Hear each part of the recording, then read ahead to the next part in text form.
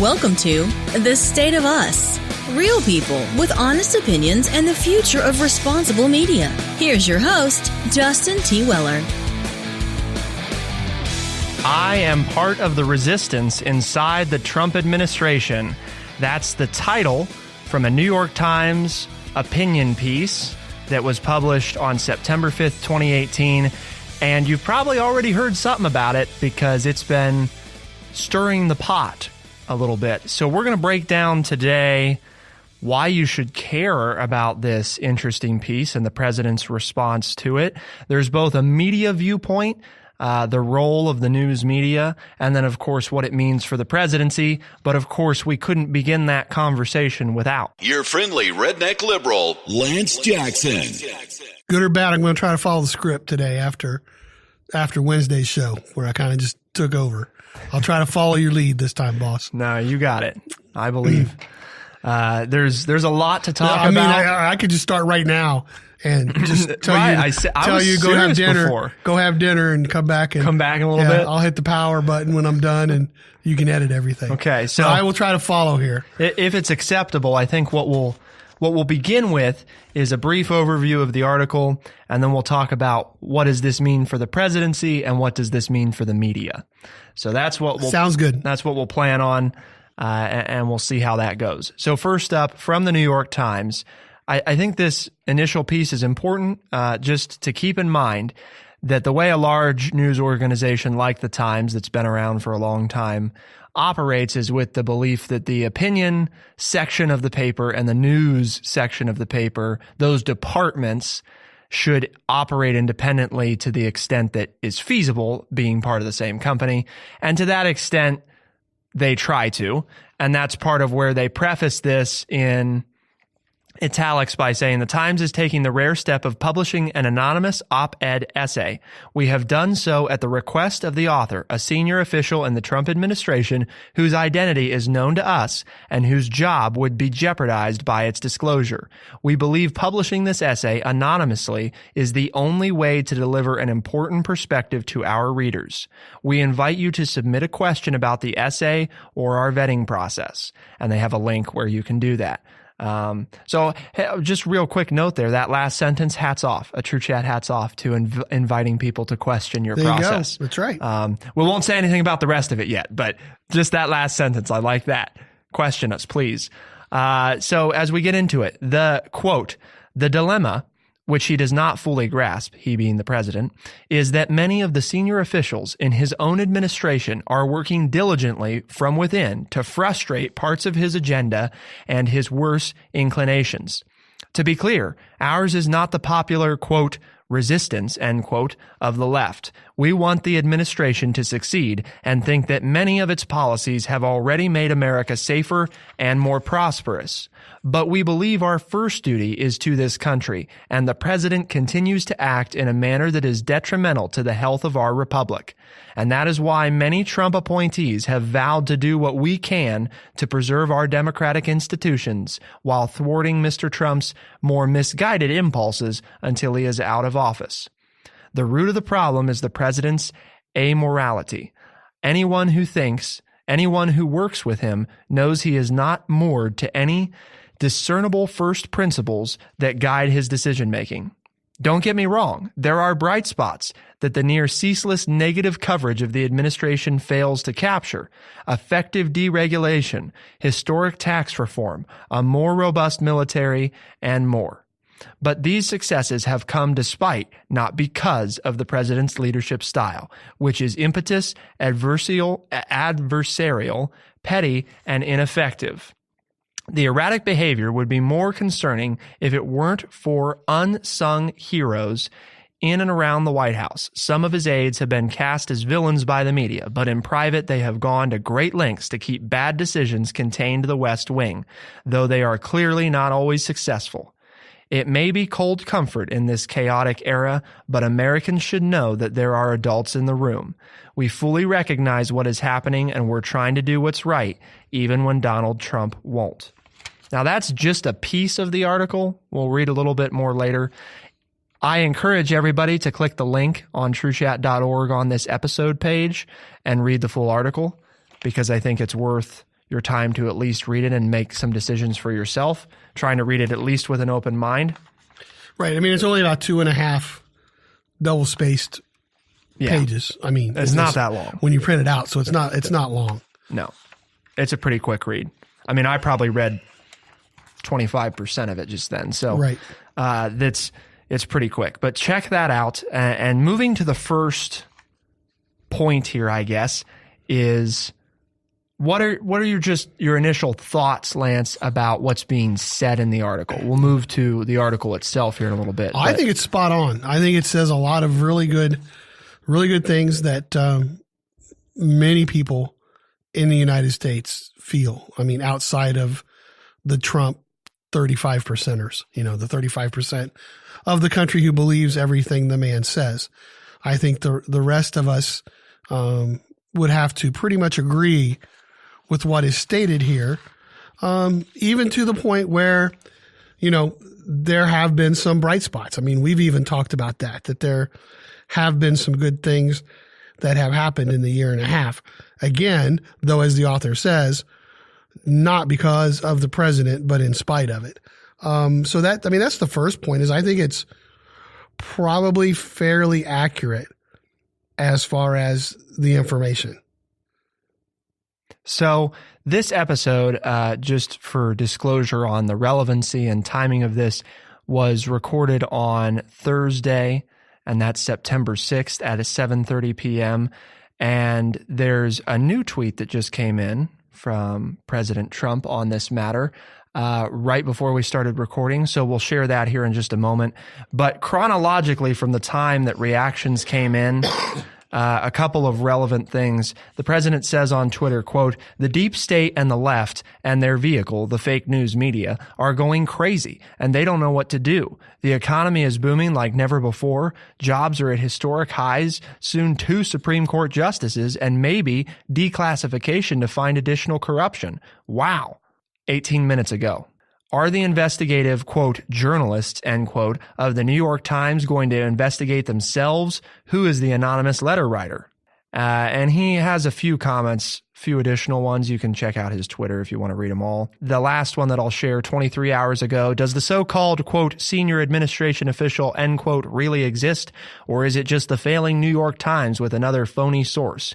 If the gutless anonymous person does indeed exist, the Times must, for national security purposes, turn him over to the government at once. And he actually says turn him/her over. Look at him being gender neutral. So just trying to be fair, to share both sides of this. And in the president's full remarks, he has a short clip from his Fox News remarks on Twitter. So we'll share that as well. So when you tell me about some anonymous source within the administration, probably who's failing and probably here for all the wrong reasons. No.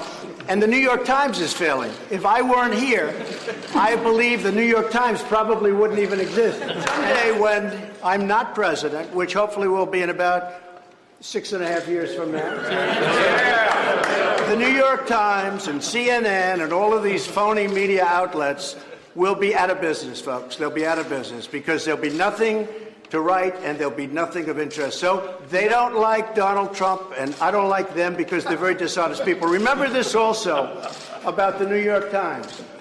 When I won, they were forced to apologize to their subscribers.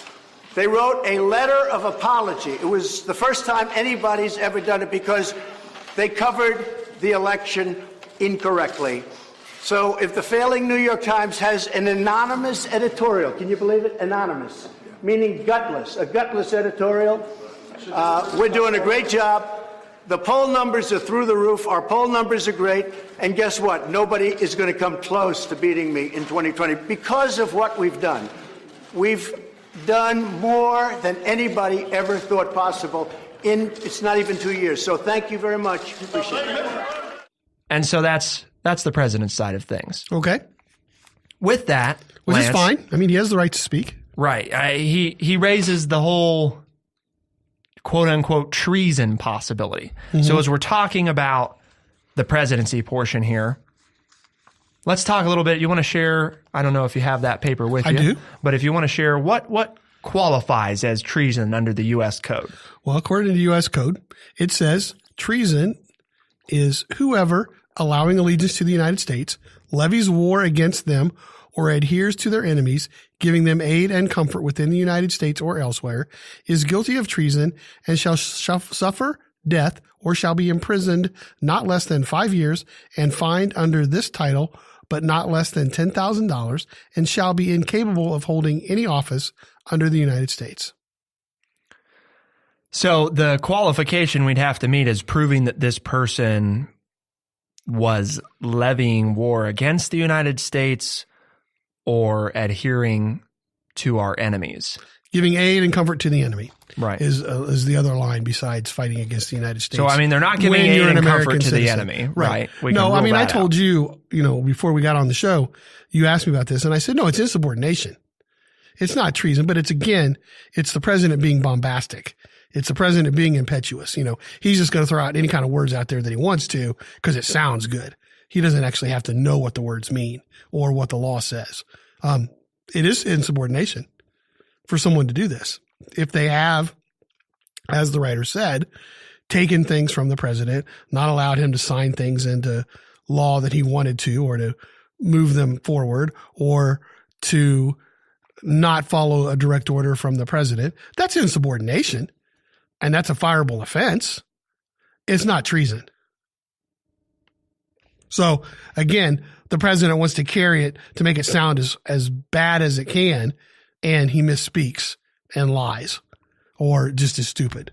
Well, I mean, it was one of the two, right? I mean, he's either lying, he either knows better and he's lying, or he's stupid because he doesn't know what treason means and he's using it out of context. Right. I mean, but the lying seems more likely. Stupid may be harsh. In the entertainer. I should probably choose a nicer word, but he either knows what treason means, then he's lying, or he doesn't know what the word treason means. Or doesn't care. Which is probably a combination of that, as we've discovered. I mean, if you don't care, then you're lying or don't know. Right. Which one's worse? I mean, that's an ethical debate all its own, but they're pretty bad either way, right? Lying or being the president. So I think we're not safe knowing to what say that it's not treason. The publishing of and the actions of this op-ed piece are not treasonous by the definition of treason. Right. By our ability to interpret what seems like a pretty straightforward legal code. And the writer or writers of the op-ed piece, I would argue and agree with anybody who said, well, it's insubordination and they should be fired. I agree. Sure. If you can figure out who it is. Their actions are actions of someone who's being insubordinate. Yeah. Unbecoming of a employee-employer relationship. Not following the rules that the boss set. Yeah. If somebody does this inside of a large corporation and they get fired, everybody's going to say, well, it might be nice that they did that, but they knew that the reason this person's anonymous, as the Times points out, is because their job would be in jeopardy. I mean, they'd get fired, obviously. Trump's not going to keep these people around. A senior official in the Trump administration whose identity is known to us and whose job would be jeopardized by its disclosure. Yeah. They're admitting. Right. Yeah. It's not likely. Historical precedents, though, a little interesting here of, if, and this is what I was talking to Lance a little bit about before the show, is if somebody, for national security's sake, for example, disobeys the president's order or intentionally misdirects, then do we have a different problem? Well, the Times did a follow-up and they brought in and this was by the news staff, okay? Not the editorial staff. Not the editorial staff. So this was a news article, and in it, it just has an interesting historical piece, which is, quote, during the final days of Richard M. Nixon's presidency, when he was depressed, drinking and railing against his fate as the Watergate scandal closed in on him, Defense Secretary James R. Schlesinger instructed the military not to carry out any nuclear launch order from the president without checking with him or the Secretary of State. End quote. Mm-hmm. So, is that directly disobeying an order from the president? Nope. But it is undermining your president I mean, intentionally directing staff, don't let him launch a nuke without first checking with us, which hypothetically they don't have to do. Right. But it is a high-level official, a very high-level official, the secretary, the defense secretary, saying, don't honor these orders until you've spoken with us, which sounds like maybe something similar that could be happening here if you're to believe this anonymous source, which is going to lead us into the next part of the show, the media's role, so forth. But before we get to that and leave the presidency, a piece that's raised here is, and this is back to the op-ed, quote, given the instability many witnessed, there were early whispers within the cabinet of invoking the 25th Amendment, which would start a complex process for removing the president. But no one wanted to precipitate a constitutional crisis. So we will do what we can to steer the administration in the right direction until, one way or another, it's over, end quote. Now, up until that last sentence, Lance, you get the feeling that, well, they're not considering the 25th Amendment thing. But it's interesting that they include the one way or another clause without succumbing to the drama, right, of mainstream media. If we enlighten just for a moment, there's obviously a number of ways the presidency can end, right? We've got impeachment, we've got resignation, we've got the 25th Amendment, we've got death, which technically is covered in the 25th Amendment, so I guess we don't have to say that twice. Am I missing anything? Impeachment, and then everything else is covered in the 25th Amendment. Resignation, removal, death. No, there's also, oh my gosh, please stop the tape and look this up. Is it the 24th Amendment where it says if he's incapacitated and cannot serve? No, that's the 25th. That's the 25th. It's all, that's what I was saying. I think it's all, everything else, if he's incapable of executing. All right, that's section 3 of the 25th. Okay. Yeah. I think the 25th's got it all. Pretty much covers it. Yeah. Pretty much covers it. So that's and with that, of course, what does the 25th Amendment say? Well, we're not going to read the whole thing because that would be a little boring. But the part that comes into play with whether or not, how can the president be removed other than impeachment? Well, it's a little bit more convoluted process, but it's laid out in section 4. And again, I'm not going to read the whole thing, and I don't expect you to just take our word for it. It's readily available. You can go read the text. But essentially, if the vice president and a majority of the cabinet of the executive branch, so all of the people that Congress has duly recognized through this and through other acts as the heads of executive departments, a majority of them and the vice president together send a letter to the president of the Senate, President pro tempore of the Senate, and the Speaker of the House of Representatives, and in that say that the president's unable to discharge his powers. Effective immediately upon the delivery of those letters, the vice president assumes the powers and duties of acting president. Now, here's the key, and this is why they said it's a little bit confusing. If thereafter that happens, so Vice President Pence, right, they do this and they submit it. Vice President Pence is now acting president. That doesn't mean that President Trump's not the president anymore. It just means he doesn't have his powers. All he has to do then is transmit a letter to the President pro tempore of the Senate and the Speaker of the House saying that he is fit to execute the duties of the office. And then he gets his powers back immediately upon the delivery of said letter. Okay, so, right. Thereupon, Congress, though, yes, then gets to decide on the issue. Mm-hmm. So, and then you move on to kind of a pseudo impeachment, right? Which is then if the cabinet maintains no, he's not fit, then you move forward. The cabinet and the vice president. That's a big key. It's a majority of the cabinet, but the vice president has to be on board, or it can be Congress. Right. It doesn't have to be the cabinet. It can be anybody. Yes. Okay. Right. And Congress can act, the House of Representatives and the Senate. Or of such other body as Congress may by law provide. Right. So if Congress also wanted to... Congress could include somebody besides yes, the cabinet. To date, there's not a different Not that the American people know of. Right. There's not a other body. But so that's the kind of little bit confusing process of how the 25th Amendment works if the president is unwilling, or is able to object to his alleged inability to execute the duties. It is basically a pseudo impeachment method.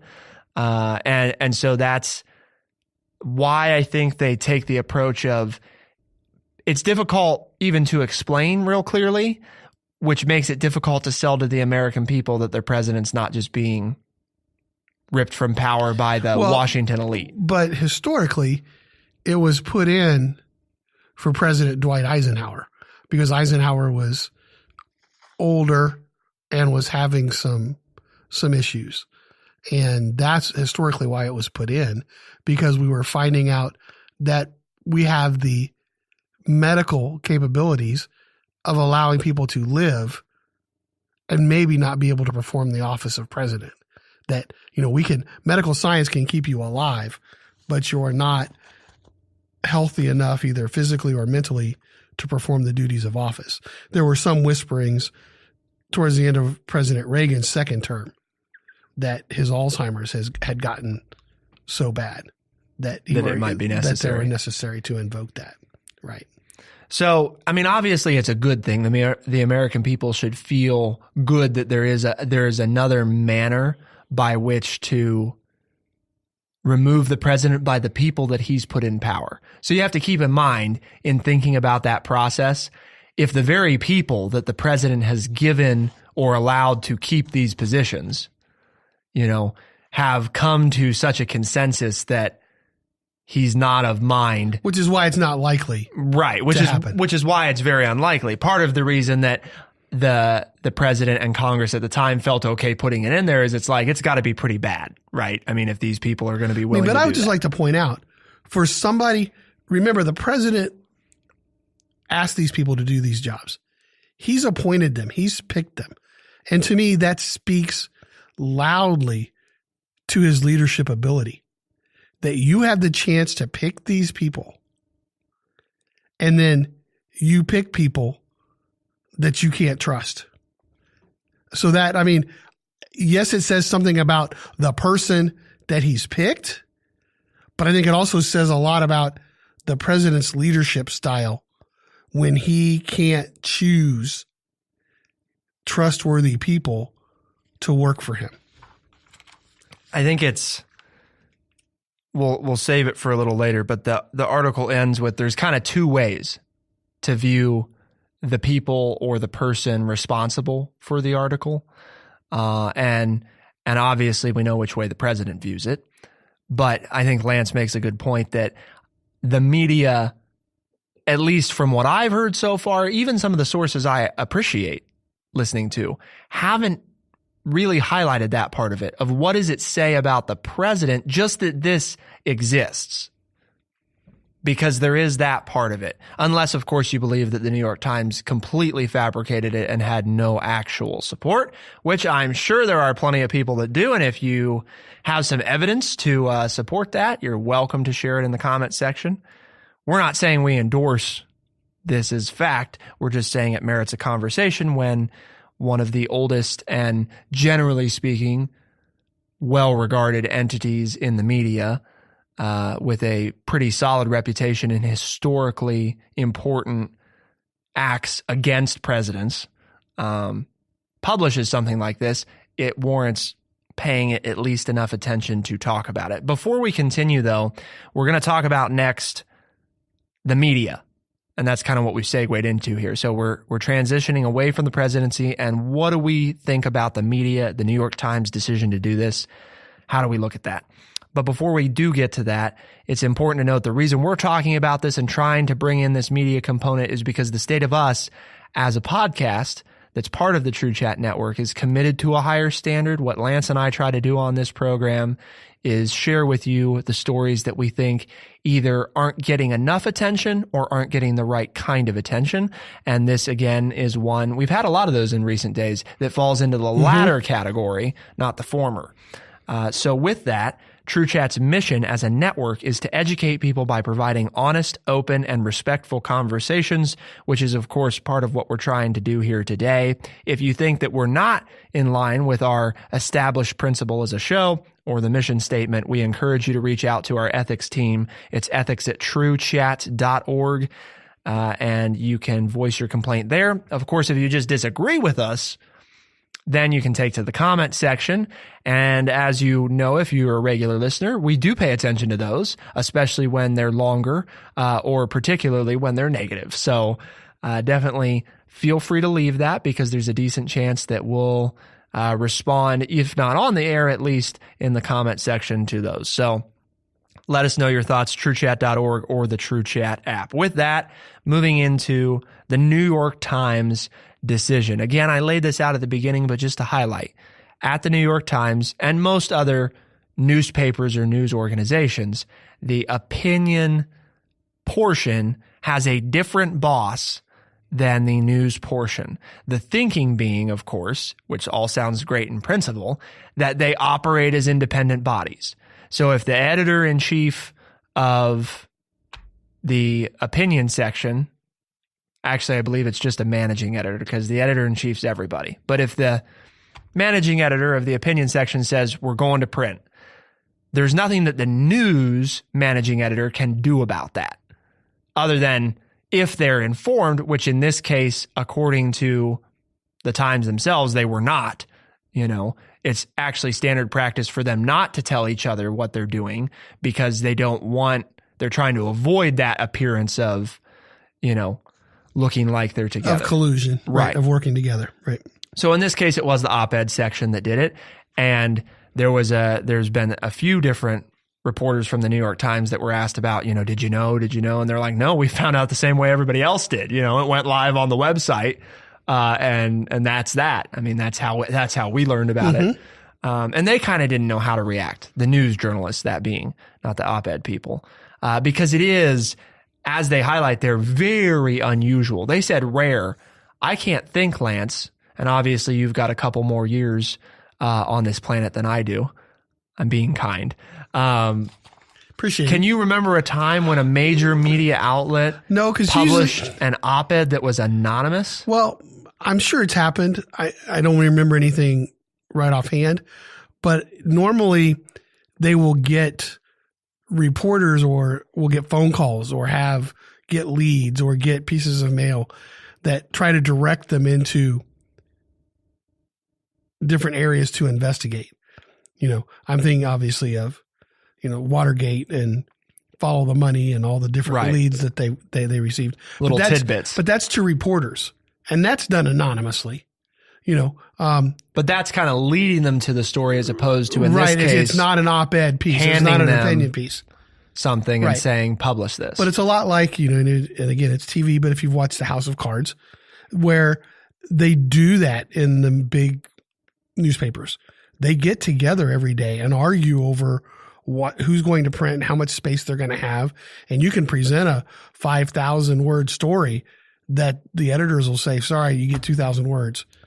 Go pare it down. Yeah, we're not giving you all that space. And it's not unlike what we do before we go to show. And when we debate back and forth, I guess we couldn't debate front and back. We'd have to debate back and forth. I hate people who are redundant. So I called myself out on that one. But when we debate about what topic, we've covered this one enough, or, well, this is something we need to do, or this is getting older. That's what they do. And they obviously debated and said, well, we're going to go with this piece because we think it's worthy of being printed, even though we're not going to reveal the authors. I don't envy their position, because as I start to think about, how would we, if we'd been contacted, with this, which we wouldn't be, but, if we were contacted with something, maybe not on this level, but somebody who was saying, this is who I am, or they probably don't start that way.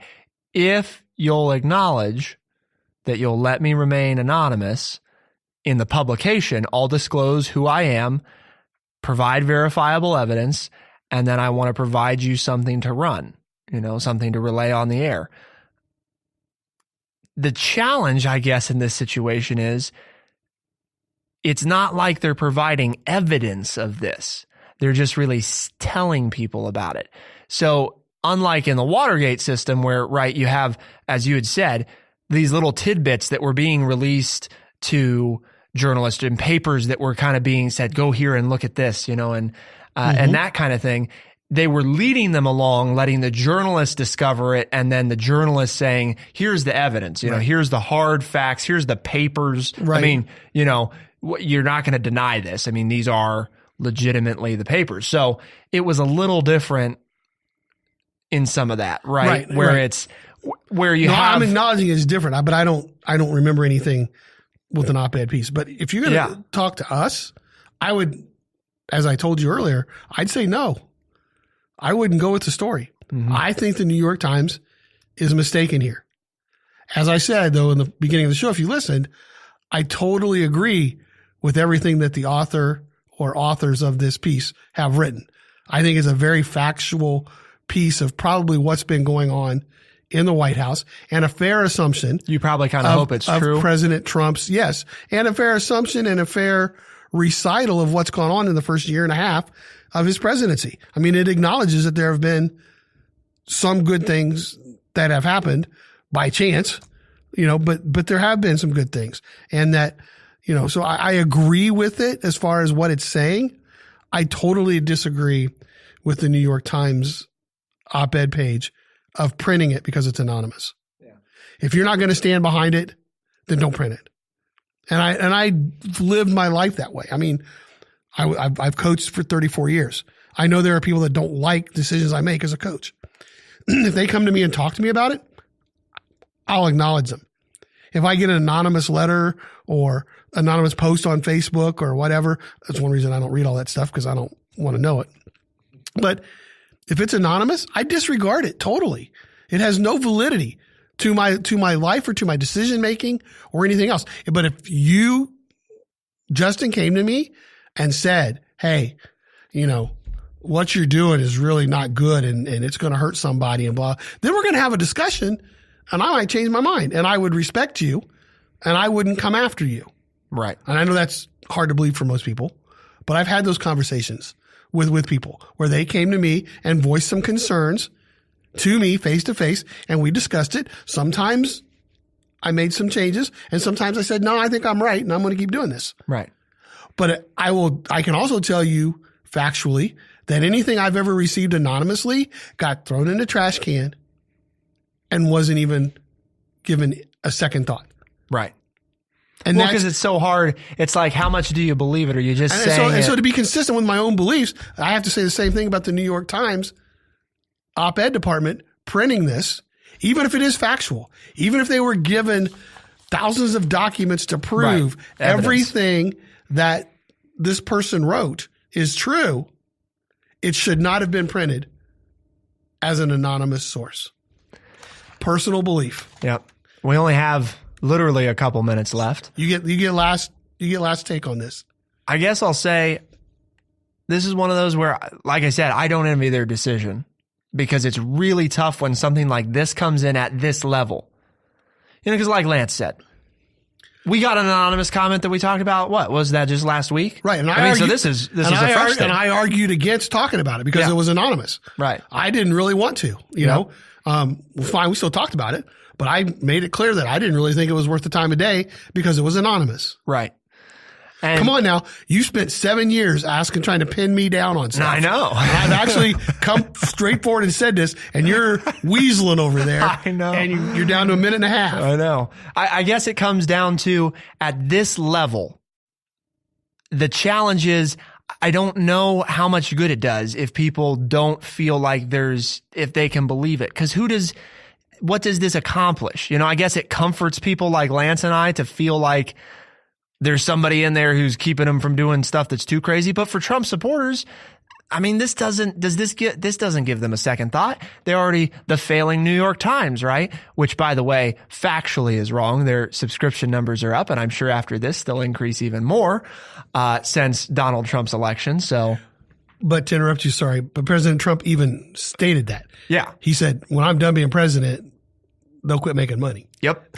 So, and that's not true, obviously. I mean, they're not just going to go under just because Trump's not in office. They might not make as much money, but we'll see. I guess the point is that when it's at this level, I don't know. I don't feel good about saying there's that I would absolutely have been firm in that meeting of saying don't run it. Because it's the op-ed section. Now, if we were in the news section and they had said this and they said, here's this letter, should we publish it? And they're unwilling, I'd say no, because we can't say that this is news if they're unwilling to verify. And that's the other problem here is we don't know because the Times won't tell us to protect the person. We have no idea if they followed they told us they did, but we don't know what that means or how they verify or what, Again, that's why it's so, for me, it's really muddy because they're an op-ed section, they're not news.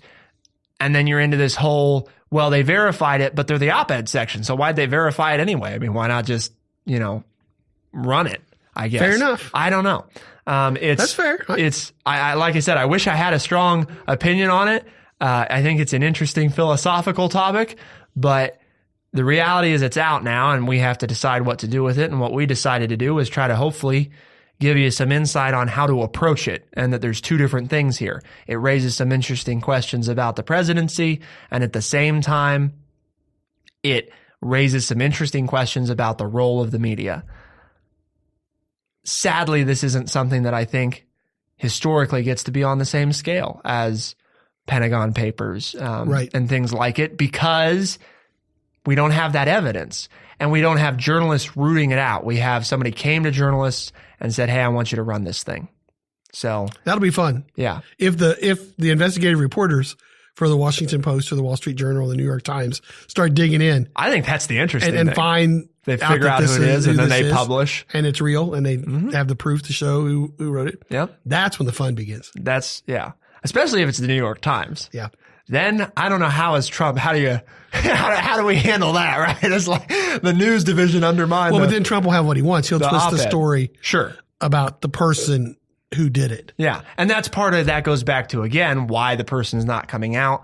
And I think you have to ask yourselves as you're going, on about your day, would you want this person? Because if they publish their name, right, then they're out. And they say we to indicate there's more than one. But that's also assuming that there was a single author. And there was, my guess is, probably more than one based on the way they're talking in the article. So with that, if you're people like Lance and I, and they don't publish at all, then we don't know they're there. Maybe it doesn't matter. But if they do publish who they are and they all get fired, then are we in more danger having exposed them? I see. That's why, again, like I said, I don't know. I haven't made a firm decision yet. Sorry, people. I'll let you know though if I come to a real good conclusion. I really do see valid points on both sides. But let us know your thoughts. Is there a third angle? Because maybe there is. Whole conspiracy theory. We'll have to call up Cam Pierce and see what we've got for this one. With that, though, take to the comment section on truechat.org or the TrueChat app and let us know your thoughts. And, of course, you can connect with us on social media and find TrueChat Podcast pretty much any place that you listen to other podcasts, including Stitcher Radio and Apple Podcast, as well as Radio Public, which is a new kind of organization. We encourage you to check them out. They're kind of like TrueChat, a for-profit with a cause, so that they're held accountable to. So check that out and see what you think of them. For The State of Us on TrueChat in Urbana, Ohio, I'm Justin T. Weller. And I'm Lance Jackson. Thanks so much for tuning in. We'll see you next time on The State of Us. Be the change.